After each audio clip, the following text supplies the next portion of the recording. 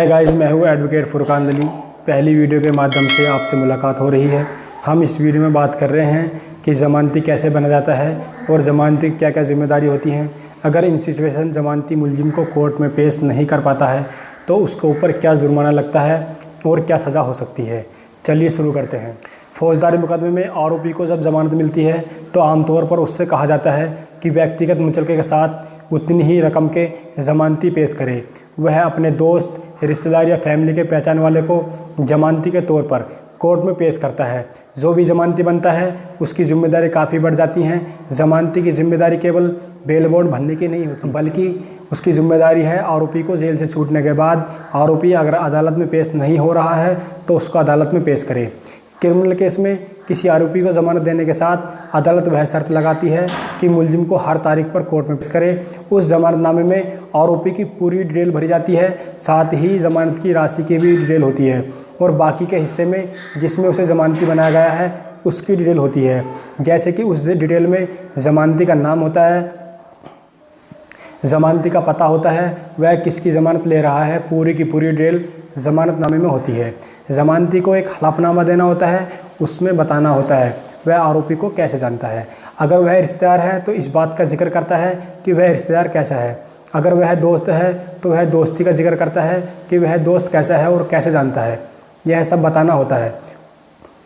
यह भी बताना होता है कि उसका आरोपी पर पूरा कंट्रोल भी है या नहीं, वह अदालत के निर्देश के मुताबिक अदालत में पेश भी कर पाएगा। साथ ही जितनी ज़मानत की राशि का ऑर्डर होता है वह ज़मानती अपनी खेत की फर्दे या गाड़ी के कागजात आदि लगाते हैं। इस दौरान कई बार अदालत ज़मानती से मौखिक तौर पर सवाल करती है कि कैसे आरोपी को जानते हो। इस तरह से सही जवाब देने पर कोर्ट बेल बॉन्ड को एक्सेप्ट कर लेती है। अगर कोर्ट को थोड़ा सा भी डाउट होता है तो कोर्ट वेरिफिकेशन भी करा सकता है। वेरिफिकेशन होने पर ही बेल बॉन्ड को एक्सेप्ट किया जाता है।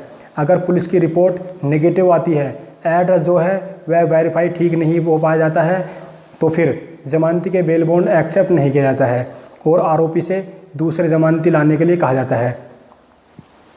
बेल बॉन्ड एक्सेप्ट होने के बाद जब आरोपी ज़मानत पर छूट जाता है तब ज़मानती की असली जिम्मेदारी शुरू होती है। अगर अदालत के द्वारा तय की गई तारीख पर पेश नहीं हो रहा है तो अदालत ज़मानती को नोटिस जारी करती है जिसने बेल बॉन्ड भरा है। ज़मानती को अदालत काफ़ी बार मौका देती है वह आरोपी को अगली तारीख तक अदालत में पेश करे। अगर ज़मानती आरोपी को अदालत में पेश नहीं कर पाता है तो अदालत उसके द्वारा दी गई फिक्स डिपॉजिट प्रॉपर्टी के कागजात, ज़मानत की राशि जब्त कर लेती है।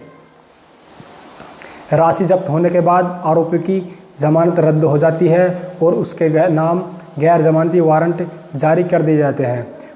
तब भी वह पेश नहीं हो पाता है तो उसको कोर्ट भगोड़ा घोषित कर देती है और फिर कार्रवाई शुरू होती है। अगर ज़मानती फर्जी पाया जाता है तो उसके खिलाफ कानूनी कार्रवाई होती है, इसलिए आप ध्यान रखें। तब भी आप किसी की ज़मानत लें, उस आरोपी पर आपका पूरा कंट्रोल होना चाहिए। कंट्रोल ऐसा हो जब चाहो आरोपी को अदालत में पेश कर सकें। अगर आपका उसके ऊपर कंट्रोल नहीं है तो आप ज़मानत ना लें, क्योंकि आपकी ज़मानत की राशि जब्त हो सकती है और आपको सज़ा भी हो सकती है। अगर दोस्तों वीडियो पसंद आई हो तो लाइक करें और हमारे चैनल को सब्सक्राइब करें। ऐसे ही हम कानून की जानकारी देते रहेंगे। धन्यवाद।